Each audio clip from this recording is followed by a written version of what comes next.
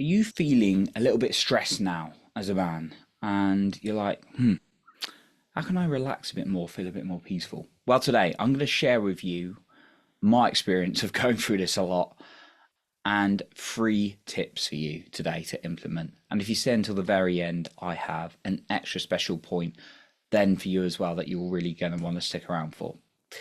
Just before we dive in, I want to mention that if you want to keep up to date of all my latest content and possibly connect with me, then I will leave my social media in the show notes below. Stress has been a huge challenge for me, and it's something I still work on to this day, and it's probably going to be something I'm always going to be working on to some degree, right? Because we're human beings, we go through life, we go through a physical experience, things are always going to come up, right? Now, the degree to which I've reacted, got really intense, got like really wound up, has reduced over the years. And give or take, sometimes there'd be a year is it tougher than others, right? Maybe it rose a little bit. But through my life, it's been very challenging. Even like last year, it was quite intense that I ended up getting quite ill, if I'm honest. Not too ill, but like just exhausted in bed a lot. And then I really knew it was a bit of an issue. So it's been a huge challenge for me. It's been something I've really been impacted on, and it has my whole life. And I found that I've been able to implement certain things that have really, really helped me. And even when I've been in a super stress, like kind of fight or flight survival response, I'll go into that a little bit more in a minute, then sometimes the smallest things like annoyed me.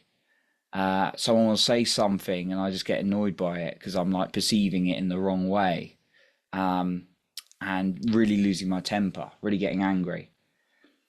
Now, stress, as I was kind of touching on, is often it gets us, and we're going to be more in it when we're in our sympathetic nervous system, when we're in this like fight or flight response. We think there's a real life threat, real life danger, and that's what stress does to us. There's kind of like a vicious circle with it. And the problem is when you're in that fight or flight intense response in your sympathetic nervous system, then you could have the risk of getting quite ill because all your resources are getting pulled in to that stress response. And therefore, like the healing and all the other functions of the body are getting overlooked as a result because it's all getting pumped to your stress and like focusing on that.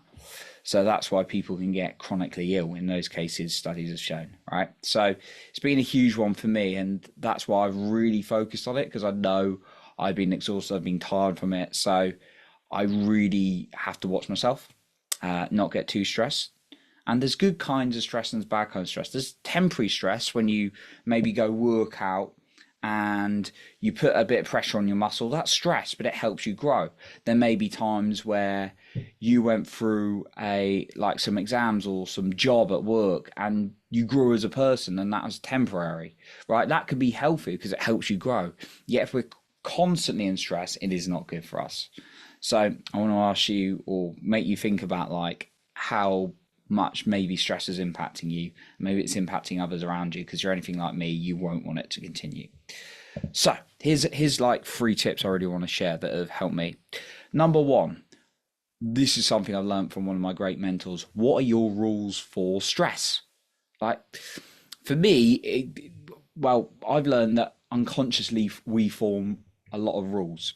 And when I brought mine to the surface, it's crazy. We make a lot of rules from like early experiences and just what we're observing and taking on in our life without consciously making them. And I found that my rules for stress is if anything didn't go to plan. Now, I'm a human being in an unpredictable life. What are the chances that something doesn't go to plan?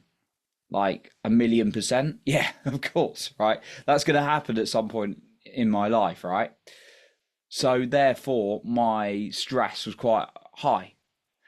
Then when I started rewriting it and saying, I'm only going to allow myself to get stressed if a load of things happened that were really, really intense, then it didn't mean I didn't feel stressed, but it made me realize that actually when I started programming and reading these rules and becoming aware of these rules again and again, it reduced my stress over time. The second thing is internally train yourself every single day for stress, right?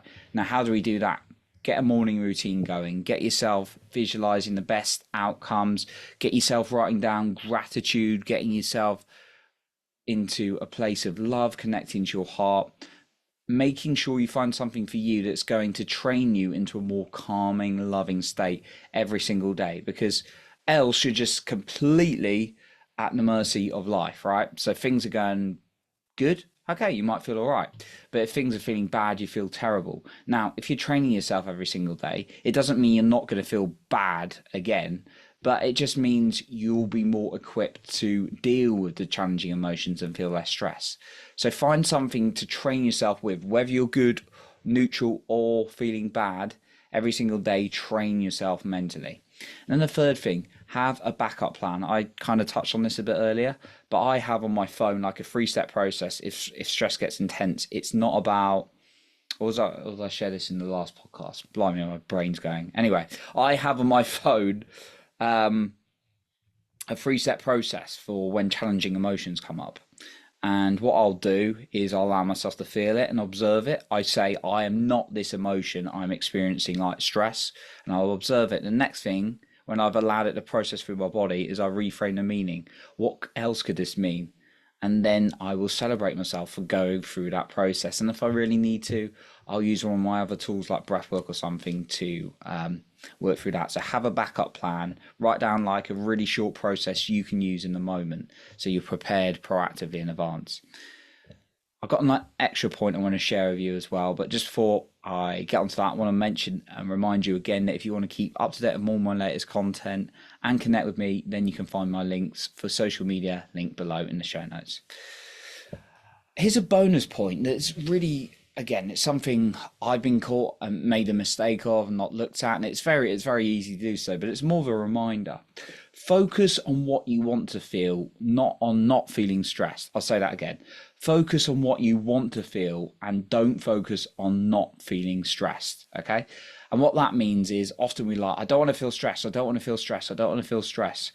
Guess what you're probably going to feel? Stress, because that's actually what you're focusing on, even if you say, I don't, right?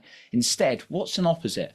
I want to feel really calm and peaceful and relaxed, right? Now, you're not always going to feel it necessarily, but by putting the intention and the focus out there, it's going to get your brain focused on more opportunities to feel that. Your brain will go in the direction you focus. The problem is, the majority of the time, we have trained it, even if it's unconscious and not aware of it, to focus on the negative things. So start asking yourself, what is it you want to feel?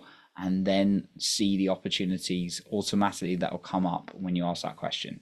Right, so that's what I got for you today. I appreciate you for being here. You'll improve other people in your life by working yourself as a man. And remember to lead with your heart, not with fear.